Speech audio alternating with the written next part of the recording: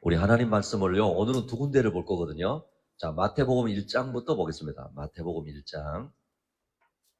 신약성경 마태복음 1장 17절부터 25절까지. 그 다음에 누가복음 또 1장을 보겠습니다. 마태복음 1장 찾으셨나요? 17절부터 25절까지. 제가 한 절, 여러분 한 절. 그런즉 모든 대수가 아브라함부터 다윗까지 14대요. 다윗부터 바벨론으로 사로잡혀 갈 때까지 14대요. 바벨론으로 사로잡혀 간 후부터 그리스도까지 14대더라. 예수 그리스도의 나심은 이러하니라. 그의 어머니 마리아가 요셉과 약혼하고 동거하기 전에 성령으로 잉태된 것이 나타났더니 그의 남편 요셉은 의로운 사람이라 그를 드러내지 아니하고 가만히 끊고자 하여 이 일을 생각할 때에 주의 사자가 현몽하여 이르되 다윗의 자손 요셉아 내 아내 마리아 데려오기를 무서워하지 말라. 그에게 잉태된 자는 성령으로 된 것이라. 아들을 낳으리니 이름을 예수라 하라. 이는 그가 자기 백성을 그들의 죄에서 구원할 자이심이라 하니라. 이 모든 일이 된 것은 주께서 선지자로 하신 말씀을 이루려 하심이니 이르시되 보라, 처녀가 잉태하여 아들을 낳을 것이요 그의 이름은 임마누엘이라 하리라 하셨으니 이를 번역한즉 하나님이 우리와 함께 계시다 함이라. 요셉이 잠에서 깨어 일어나 주의 사자의 분부대로 행하여 그의 아내를 같이 데려왔으나 봅니다. 아들을 낳기까지 동침하지 아니하더니 낳음의 이름을 예수라 하니라. 자, 뒤로 또 넘기셔서 누가복음 1장 26절부터 보겠습니다. 누가복음 1장 26절부터 38절까지를 봅니다. 누가복음 1장 26절부터 여섯째 달에 천사 가브리엘이 하나님의 보내심을 받아 갈릴리 나사렛이란 동네에 가서 다윗의 자손 요셉이라 하는 사람과 약혼한 처녀에게 이르니 그 처녀의 이름은 마리아라. 그에게 들어가 이르되 은혜를 받은 자여 평안할지어다 주께서 너와 함께 하시도다 하니 처녀가 그 말을 듣고 놀라 이런 인사가 어찌함인가 생각하매 천사가 이르되 마리아여 무서워하지 말라 내가 하나님께 은혜를 입었느니라. 보라 내가 잉태하여 아들을 낳으리니 그 이름을 예수라 하라. 그가 큰 자가 되고 지극히 높으신 이의 아들이라 일컬어질 것이요 주 하나님께서 그 조상 다윗의 왕위를 그에게 주시리니 영원히 야곱의 집을 왕으로 다스리실 것이며 그 나라가 무궁하리라. 마리아가 천사에게 말하되 나는 남자를 알지 못하니 어찌 이 일이 있으리이까. 천사가 대답하여 이르되 성령이 내게 임하시고 지극히 높으신 이의 능력이 너를 덮으시리니 이러므로 나실 바 거룩한 이는 하나님의 아들이라 일컬어지리라. 보라 내 친족 엘리사벳도 늙어서 아들을 배었느니라. 본래 임신하지 못한다고 알려진 이가 이미 6달이 배었나니. 대저 하나님의 모든 말씀은 능하지 못하심이 없느니라. 같이 봅니다.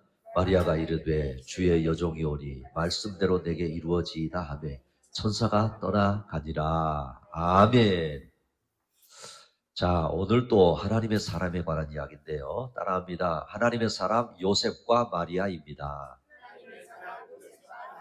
자, 오늘은 누구라고요?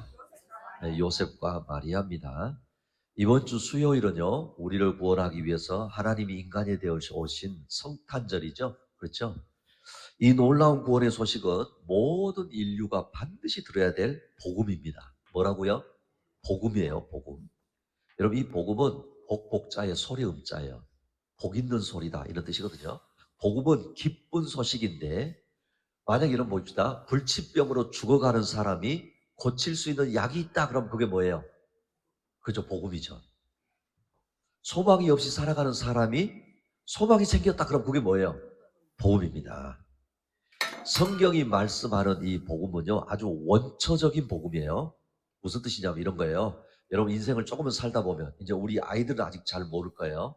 인생을 조금만 살면은요 어떤 고민이 탁 드냐면 왜 살아야 되지? 무엇을 위해서 사는 거야? 왜 사람들이 고통 속에 살아가지? 왜 죽음을 두려워하지? 그렇죠? 왜 인간만이 종교적이지? 여러분 아무리 집에 키우는 멍멍이를 열심히 여러분이 가르치고 막 해도요 이 멍멍이가 종교생활 할까요? 아 오늘 나 절에 가야 돼, 오늘 교회 가야 돼 그래 하나요? 하지 않습니다. 오랑우탄이 IQ 5살짜리까지 정도 됩니다. 잘 키우면. 그렇다고 해서 오랑우탄이 교회 갑니까? 가지 않아요.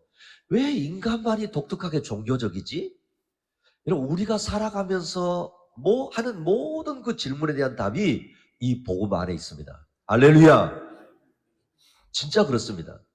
그래서 구약의 모든 예언은요 이 복음의 실체이신 예수 그리스도를 향합니다. 인류의 우리 조상 아담이 범죄하고 창조주 하나님과의 관계가 파괴된 후에 그 죄의 결과로 고통 속에 살아가야 하고 다시 회복하는 길은 죄인인 우리 인간에게는 없다는 거예요. 우리가 죄인이니까 우리가 회복할 길이 없는데 죄 없으신 분 하나님이 해결해 주셔야 되는데 그분이 바로 예수 그리스도입니다. 할렐루야. 따라합니다. 예수님이 복음입니다. 그 여러분 기억하십시오. 복음을 만나면 인생의 문제가 해결됩니다. 중요한 거는 만나지 못해서 그런 거예요. 우리가 계속해서 하나님의 사람, 성경의 인물을 통해서 하나님이 어떻게 우리를 구원할 예수 그리스도를 보내시는지에 대한 구원의 역사를 보고 있다고 그랬죠? 이 구원의 역사를 뭐라고 부르느냐? 또 따라합니다. 구속사. 뭐라고요? 구속사예요. 하나님이 우리 인간을 구원하기 위해서 역사를 이끌어 가신단 말이에요. 그게 구속사예요. 그럼 반대로 세상의 역사를 뭐라고 말하느냐? 또 따라합니다. 세속사. 그렇죠. 세속사예요. 그리고 보세요.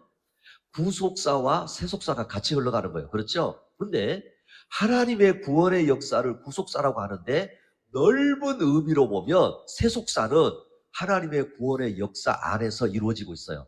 할렐루야.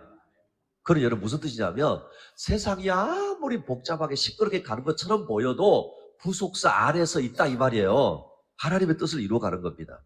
하나님이 예수 그리스도를 통해서 구원의 역사를 이루어 가시는데 시대마다 하나님의 사람을 부르시고 그 사람을 통해서 이루어 가십니다. 하나님의 구원의 역사는요, 구약을 통해 약속하시고 그 약속대로 신약의 예수님이 이 땅에 오셨고 십자가를 통해서 대속의 제물이 되어져서 죽으시고 장사되었다가 3일 만에 다시 뭐 하셨어요? 부활하시고 승천하시고 성령을 보내셔서 이 땅에서 택한 백성들을 모으셨어요. 어디로? 교회로. 택한 백성들을 성령을 통해서 교회로 모으시고 복음을 전파하게 하시고 세상 마지막 때 예수님이 다시 오신단 말이에요. 그걸 뭐라고 그래요? 재림이라고 그래요. 재림. 그래서 예수님이 여러분 아직 세상이 끝난 거 아니에요. 역사가 끝난 거 아니에요. 누가 오심을 통해서요? 예수님이 다시 오심을 통해서. 그래서 이걸 재림을 하시면 재림을 통해서 이 세상은 사라지고 영원한 새하늘과 새 땅이 이루어지고 하나님의 백성과 함께 영원히 통치하시는 천국을 완성하심으로 구원의 역사를 마치는 거예요. 그런 여러분, 우리가 정신을 바짝 차려야 되는 거예요. 따라합니다. 아직 끝나지 않았습니다. 여러분, 아직 끝나지 않은 거예요. 지금 우리는 이 땅에 교회가 존재하고 있고 성령이 다스리시는 교회 시대를 지금 맞고 있거든요. 그래서 여러분 기억납니까? 아직 제가 성경 인물을 다 하지 않았기 때문에 창조의 시대가 있었고 타락했죠. 그렇죠? 하나님이 족장의 시대를 거쳐서 저 애굽에 내려가 있었고 광야의 시대를 거치고 가나안 땅에 들어가서 사사 시대를 거치고 왕정 시대가 오고 지금 거기까지 지금 하다 끝났어요. 그죠? 아직 마치진 않았지만 근데 지금은 무슨 시대냐? 성령이 오셔서 교회를 세워가고 계시단 말이에요. 그래서 성령 시대, 교회 시대 이렇게 말하는 거예요. 근데 이게 끝이 아니에요. 예수님이 반드시 다시 오셔서 끝나는 겁니다. 그러니 성경은 우리에게 분명히 말씀하고 있습니다. 자, 베드로후서 3장 3절에서 10절까지 좀 길지만 제가 한 절 여러분 한 절. 무슨 말이냐면 예수님이 재림하기 전에 종말의 때 무슨 일이 일어나는가를 이야기하는 거예요.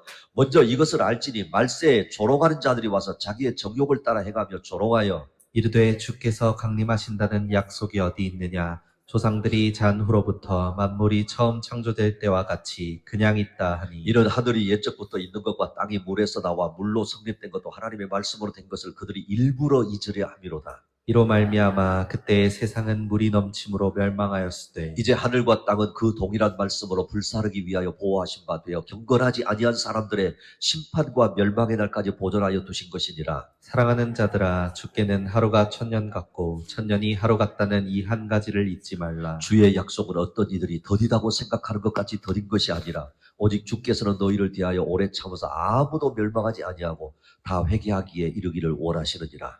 그러나 주의 날이 도둑같이 오리니 그날에는 하늘이 큰 소리로 떠나가고 물질이 뜨거운 불에 풀어지고 땅과 그 중에 있는 모든 일이 드러나리로다. 자 보십시오. 베드로가 분명하게 지금 우리에게 가르치고 있어요. 주의 강림, 재림의 약속을 조롱하는 이들이 있더라는 거예요. 여러분 똑같아요. 사람은 바뀌지 잘 않아요. 정말 복음을 만나기 전에는 사람 안 바뀝니다. 아셨어요? 그러니까 예수님의 재림하신다고 하는 약속을 조롱하는 이들이 있더라는 거예요. 그런데 그들의 주장이 왜 틀렸는지를 지금 말씀하는 거예요. 첫 번째, 말씀대로 창조되어졌고 또 심판이 수행됐던 역사가 증가한다는 거예요. 여러분, 노아 홍수가 있었을까요? 없었을까요? 여러분, 이거는요, 조금만 고고하게 관심 있으면, 우리 아이들 알겠어? 너희들 나중에 공부하고 싶으면 고고학이랑 한 번 더 해봐. 고고학을 조금만 공부해보면요, 희한하죠, 여러분. 저 산에, 우리가 에베레스트 산, 이런 산 있잖아요. 산인데 가면 거기에, 산을 파면은요, 거기에 조개 껍데기들이 나와요. 여러분, 이상하지 않아요? 조개 뭉치나 이런 거 어디서 나와야 되는 거예요? 바다에서 나와야 되잖아요. 근데 여러분, 이런 것들이 뭘 이야기하냐면, 노아 홍수, 하나님이 물로 세상을 심판하는 모든 하늘까지 닿은 홍수가 있었다는 거예요. 그런 엄청난 지각 변동이 있었는 그런 흔적들이 다 있었다는 거예요. 하나님이 천지를 창조하시고 심판했던 수행의 흔적들이 증거로 다 남아있는데 그걸 일부러 뭐 하는 거예요? 부인하려고 한다는 거예요. 그 다음 또 보세요.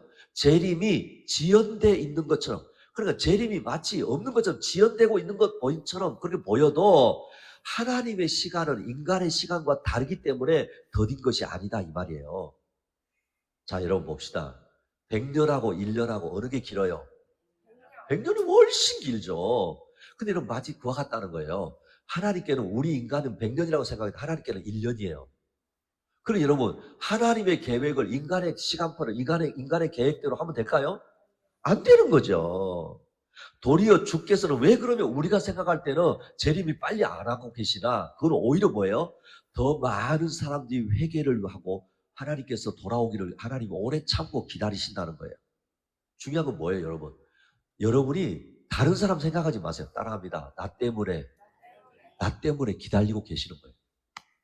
그럼 여러분 은혜가 돼요, 안 돼요? 당연히 은혜되죠. 지금 나는 준비 안 됐는데 주님 지금 오시면 안 됩니다. 이럴 수 있잖아요. 그 주님께서 기다려주신다 이 말이에요. 그런데 중요한 건 여기 무슨 이야기를 하냐면 종말을 향해서 가는 세상의 특징이 있다는 거예요. 여러분 이게 중요한 거예요. 종말을 향해서 가는 특징이 있어요. 그게 뭔지 아세요? 따라합니다. 자기 정욕대로. 오늘 여기 핵심 단어거든요. 종말을 향해 가면 갈수록 사람들이요, 자기 정욕대로 산다는 거예요. 뭐라고 말하는 줄 아세요? 자기 욕망을 감출 필요가 없다고 말합니다. 제어할 필요도 없다고 말합니다. 심지어는 뭐라는 줄 아세요? 네가 행복하면 네 마음대로 살아도 돼. 이렇게 이야기하는 거예요. 동물하고 똑같이 됩니다.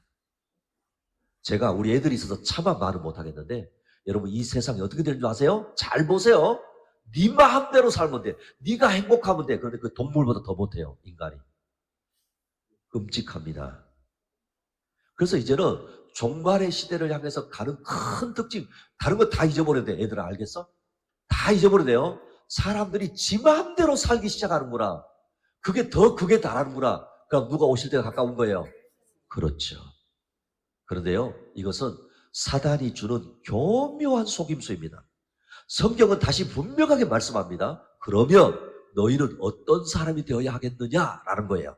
자, 베드로후서 3장 11절. 여러분 읽어보세요. 시작. 이 모든 것이 이렇게 풀어지리니 너희가 어떠한 사람이 되어야 마땅하냐? 거룩한 행실과 경건함으로. 자, 보세요.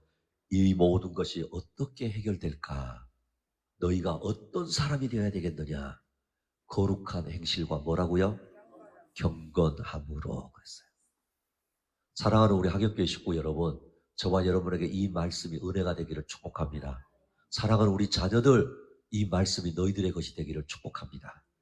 모두가 세상이 하나님의 말씀을 조롱하고 심지어 재림을 부인할지라도 하나님의 백성은 어떻게 살아야 되느냐? 거룩한 행실과 경건함으로 살라는 거예요. 여러분 지금까지 우리가 본 하나님의 사람들의 특징이 있다는 거 아세요? 우리가 지금까지 보고 있는 하나님의 사람들의 특징, 비록 연약하여서 넘어지고 죄를 짓고 때로는 세상 사람처럼 되는 것처럼 보여도 결국은 하나님의 백성은 다시 일어난다는 거예요. 할렐루야. 그래서 여러분, 될 나무는 떡잎부터 보여요. 죄송해요. 제가요, 목회를 이제 좀 할 만큼 하다 보니까 사람 얼굴빛만 봐도 이분이 될 것 같구나 안 될 것 참 보여요. 중요한 게 이거란 말이에요. 하나님의 백성은 다시 일어납니다. 하나님을 의식하는 거예요. 말씀과 약속을 믿습니다. 그래서 때로는 고통스러워도 인내합니다. 자기가 처한 환경에서 믿음을 붙들고 살려고 하는 거예요. 그게 하나님의 자녀예요. 이것이 거룩한 행실이고 경건함입니다. 세상 사람들은요, 주일이면 뭐 하는 줄 아세요? 푹 쉬어야지. 그냥 내 마음대로 내가 행복하면 되는 거야. 주일은 쉬는 날이야. 세상 일락을 즐기는 날이지만 저와 여러분 지금 뭐 하는 거예요? 아침부터 일어나가지고 씻고 챙기고 오히려 다른 날보다 더 구별해서 나오잖아요. 할렐루야. 예배 자리에 있지요? 하나님의 임재 앞에 나오는 거예요. 하나님 앞에 회개하고 말씀 앞에 서려고 하잖아요. 따라합니다. 주일은 나를 새롭게 합니다. 할렐루야. 여러분, 우리가 주일이 그냥이 아니에요. 우리를 다시 새롭게 해주는 시간이에요. 여러분, 성탄절 이번 주 수요일 날 매해 똑같은 날인 것처럼 보이시죠? 맞죠? 그렇지 않습니다. 오히려 주님 앞에 내가 설 날이 가까이 오고 있다는 여러분 사인이라는 거 아세요?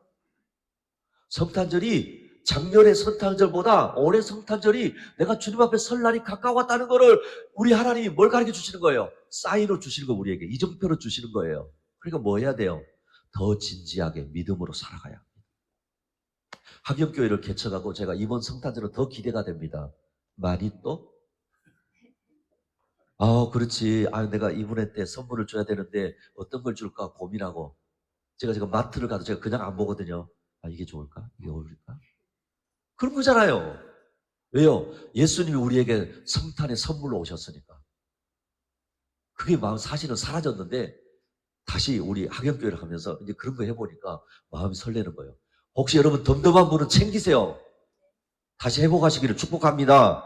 대충 아닙니다.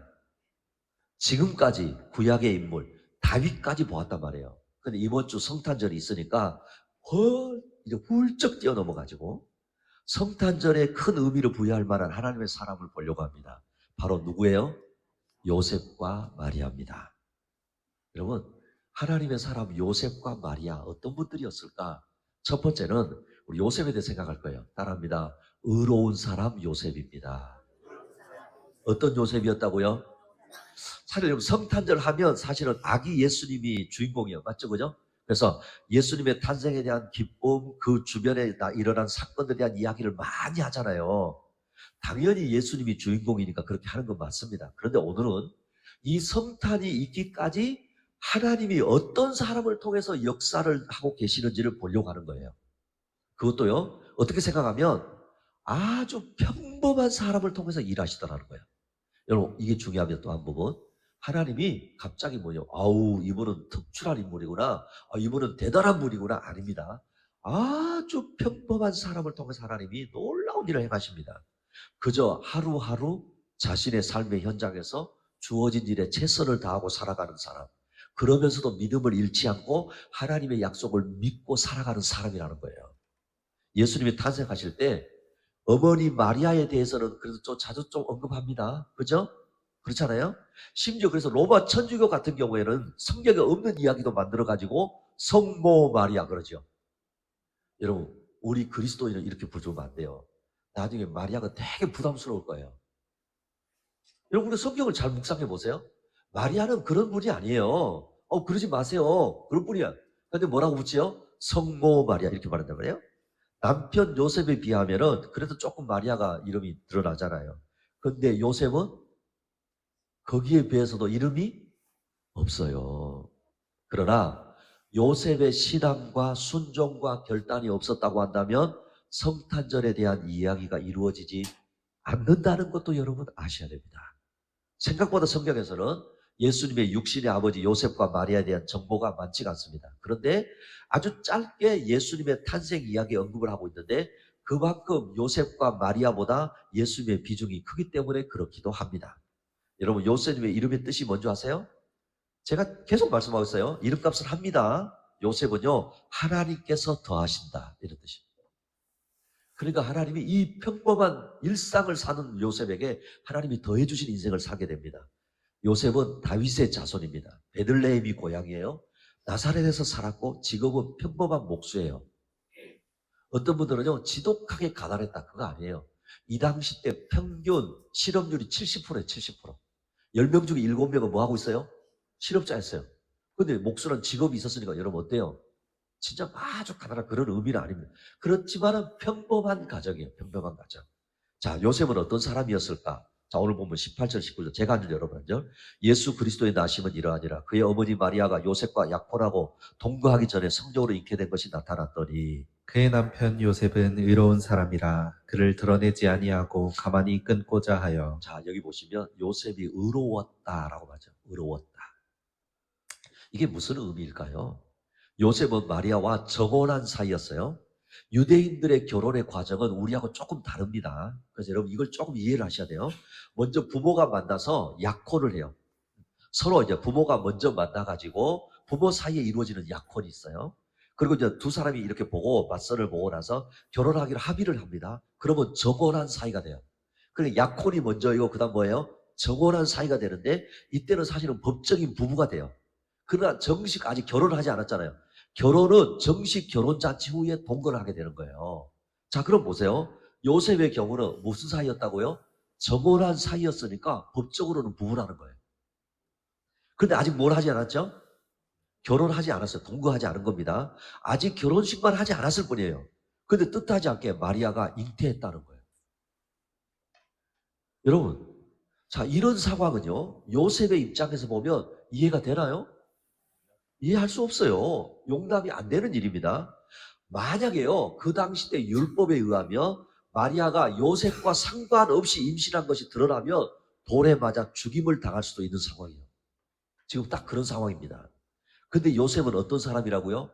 의로운 사람이다라고 말하고 있어요.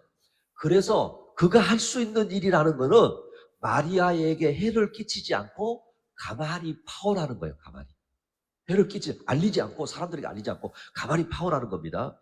여기에 의롭다라고 하는 말은요, 디카이오스라고 하는 단어인데 정의롭다, 진실하다 그런 의미가 있어요. 그러니 요셉은 이해할 수 없는 일이 일어났음에도 불구하고 이 문제를 의롭게 해결하려고 했다는 거예요. 그것은 이 사실을 드러내지 않고 스스로 가만히 끊고자 했던 겁니다. 이런 생각을 하고 있을 때 천사가 요셉에게 나타나서 알려주죠. 그게 20절이에요. 보세요. 이 일을 생각할 때 주의 사자가 현모하여 이르되 다윗의 자손 요셉아 내 아내 마리아 데려오기를 무서워하지 말라. 그에게 잉태된 자는 성령으로 된 것이라. 그러니까 마리아가 잉태한 거는 무엇에 누구에 의해서요? 성령에 의해서 잉태되었다라고 말하는 거예요. 그러면서 아내를 데려오기를 두려워하지 말아라. 지금 약혼하고 정혼한 사이이고 이제는 결혼해서 데려와야 되는데 그럼 이거 주저하지 말아라. 이렇게 말하는 겁니다. 요셉이 주권자이신 하나님이 요셉을 향해서 지금 부르시는 호칭이 뭐냐면 다윗의 자손 그러죠. 여러분 이 다윗의 자손이라고 하는 게 무슨 말인지 아세요? 다윗의 자손이 해야 될 일을 지금 말씀하고 있는 거예요. 천사의 말처럼 요셉은 다윗의 자손이었습니다. 이미 다윗 왕은 죽은 지 1000년이 지났어요. 지금 이 요셉의 입장에서 보면. 그리고 그의 왕권은 무너졌어요. 580년이 지난 겁니다. 그 누구도 그 혈통을 소중하게 여기지 않고 있는데 요셉은 그 순수한 혈통을 지켜가고 있다는 거예요. 여러분 우리가 잘 아는 대로 하나님은 다윗에게 약속하셨죠? 다윗의 후손 중에 영원한 왕을 세우겠다고 하셨죠? 그 말은 뭐예요? 다윗의 후손 가운데 누가 온다는 거예요? 그렇죠. 메시아, 구원자를 보내주셔서 그의 나라를 영원히 견고하게 하시겠다는 약속이었습니다. 그런데 성령으로 잉태한 아기가 바로 다윗의 혈통을 순수하게 지켜온 이 요셉의 가정을 통해 태어나게 하시는 것입니다. 요셉은요, 믿음을 귀하게 여겼다라는 걸 볼 수 있어요. 하나님의 주권 앞에 이해가 안 되어도 겸손하게 순종하는 경건한 사람이었어요. 마리아의 허물을 덮어주고 조용히 해결하려는 의로운 사람이었다라는 거예요. 사랑하는 우리 하객교회 식구 여러분, 여러분의 믿음을 귀하게 여기시기를 축복합니다. 여러분의 믿음이 여러분의 한 세대로 끝나지 않으시기를 축복합니다. 여러분 하나님 다 아세요. 자, 그러면 다음 하나님의 사람 요셉과 마리아 두 번째. 마리아는 어떤 사람일까요? 따라합니다. 은혜를 입은 마리아입니다. 뭘 입었다고요? 이 마리아에 대한 정보도 성경에 많지는 않습니다. 그만큼 무명의 사람이었다는 것입니다. 근데 여러분 마리아는 뜻이 뭔지 아세요? 높여진 자라는 뜻이에요. 높여졌다 이런 뜻입니다. 그래서 이 마리아는 히브리어로 가면 미리암이에요. 미리암. 어디서 많이 들었죠? 그렇잖아요? 근데 이 마리아 역시 나사렛 북쪽 세포리 출신인데, 세포리스라고 하는 지역 출신인데, 역시 유다 지파 다윗 가문 출신이에요. 마리아의 인품을 보면은 성결하고 깨끗한 여인이었다는 것을 알 수 있습니다. 자, 여러분 1장 34절 읽어보실래요? 시작.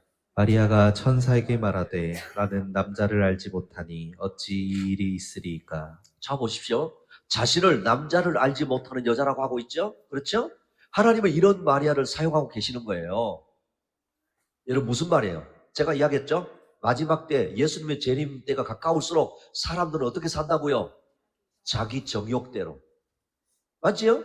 근데 마리아는 어때요? 하나님 앞에서 깨끗한 삶을 살았어요. 여러분 성령은 누구세요? 거룩한 하나님이 영이세요? 부정하고 더러운 곳에 역사하지 않으세요.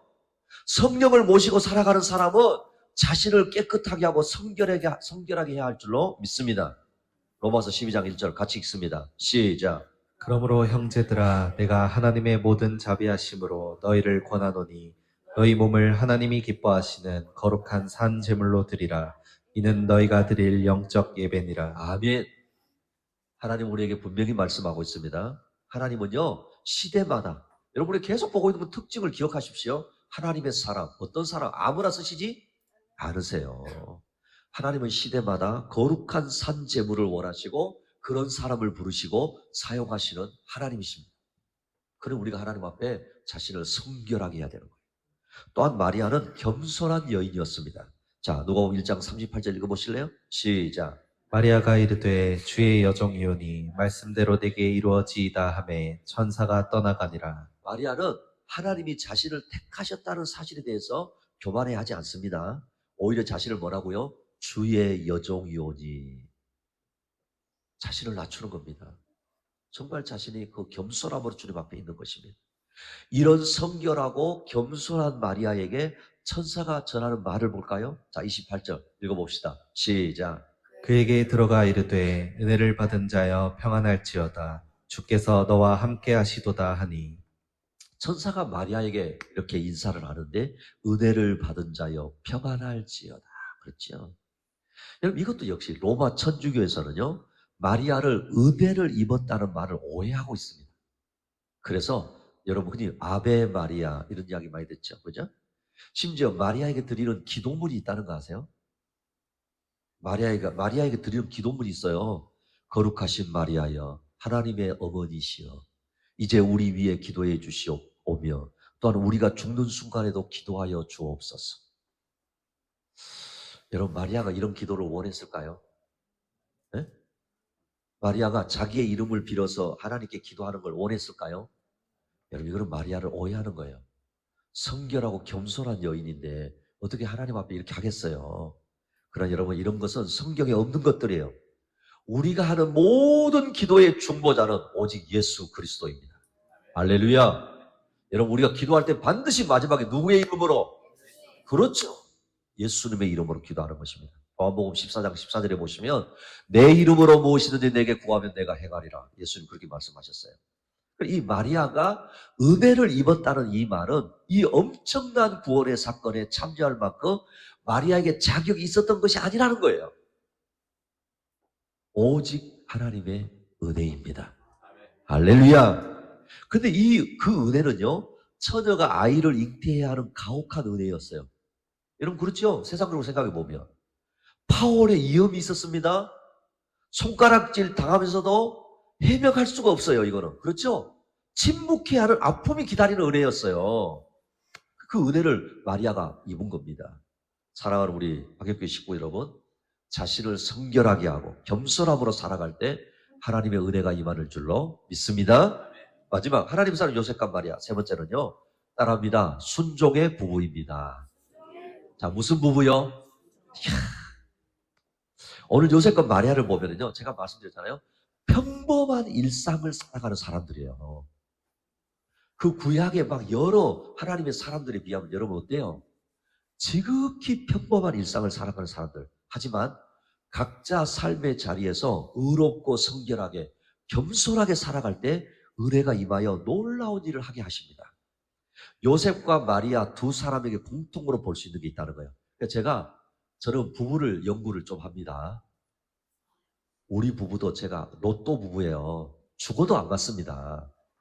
다른 부부들도 보니까 로또 부부들이라고 거의 다 기질적으로 다 반대예요. 정말 그렇습니다. 왠지 아세요? 하나님이 그렇게 하셨어요. 근데 보십시오. 요셉과 마리아를 제가 설교를 준비하면서 이 두 사람의 공통점이 뭔가를 딱 봤는데 순종이에요. 요셉은 예수님이 탄생기사 이후에 직접적으로 등장하지는 또 않습니다. 요셉은요, 예수님의 공생의 이후에 등장을 하지 않아요. 그런데 성경에 기록은 없는데 신학자들에 의하면요, 한 60세 전에 세상을 떠났지 않았을까, 요셉은. 마리아는 그래도 어때요? 예수님 십자가 달려 죽으실 때도 옆에 있었고 마가의 다락방에 성령이 임할 때도 누가 있었어요? 마리아는 있었어요. 남자분들 힘을 냅시다. 그런데 여러분 중요한 게 뭔지 아세요? 순종하고 사명 다하고 간 거예요. 그러니까 여러분 요셉이 등장하는 말씀 구절이 항상 따르는 단어가 있어요. 구약의 요셉이 아니에요. 자, 마태복음 1장 24절 읽어보실래요? 시작. 요셉이 잠에서 깨어 일어나 주의 사자의 분부대로 행하여 그의 아내를 데려왔으나 주의 사자의 분부대로 뭐라고요? 행하여. 이게 요셉이. 할렐루야. 우리 형제분들, 남편분들 요셉처럼 되기를 축복합니다. 주의 사자의 분부대로 행하여. 천사의 지시대로 성령으로 잉태한 마리아를 아내로 데려왔다는 거예요. 그러나 출산하기까지 동침하지 않았다라고 성경은 말씀합니다. 의로운 요셉, 의로운 순종. 그렇죠? 여러분 요셉은요 부산스럽지 않게 시끄럽게 순종하지 않았어요. 하나님의 말씀에 즉각적으로 순종합니다. 한 군데 볼까요? 자, 마태복음 2장 13절 읽어보실래요? 시작. 그들이 떠난 후에 주의 사자가 요셉에게 현몽하여 이르되 헤롯이 아기를 찾아 죽이려 하니 일어나 아기와 그의 어머니를 데리고 애굽으로 피하여 내가 내게 이르기까지 거기 있으라 하시니. 여기도 또 감동적입니다. 헤롯 왕이라는 사람이 그 당시 때 지배를 하고 있었잖아요. 이스라엘의 왕이 태어났다는 이야기를 듣고 자신의 왕권을 지키기 위해서 예수님을 살해하려고 합니다. 그렇죠?